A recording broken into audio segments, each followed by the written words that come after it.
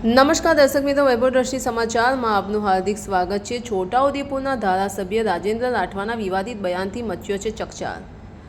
છોટાઉદેપુરના ધારાસભ્ય રાજેન્દ્ર રાઠવાએ હાલમાં જ એક વિવાદિત બયાન આપ્યું હતું, જેમાં હાલમાં જે નસવાડી અને કવાંટમાં ગર્ભવતી મહિલાઓને જોરીમાં નાખીને એમ્બ્યુલન્સ સુધી લઈ જવામાં આવ્યા હતા તે વિડીયો પર તેમણે વાત કરી હતી।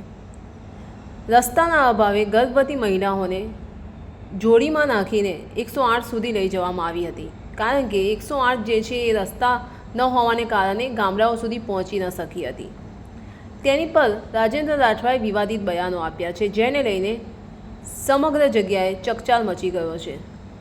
શું કહ્યું રાજેન્દ્ર રાઠવાએ તેમના વિવાદિત બયાનમાં તે તમે આગળ વિડીયોમાં જોઈ શકો છો। ધન્યવાદ।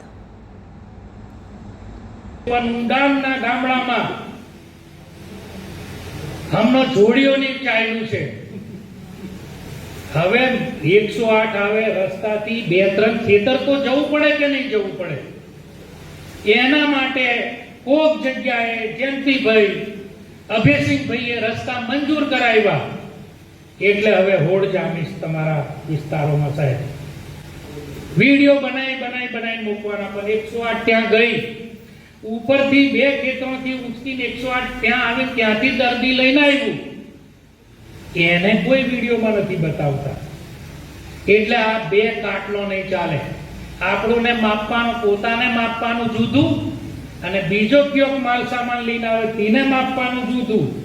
આ 2 કોટી પલ્લી બધા સમજી જાય છે, આ તો કોઈ બોલતા નથી। એટલે હમણાં આ રસ્તાઓની વાત આપણે જે પ્રમાણે છે એ પ્રમાણે સુધાર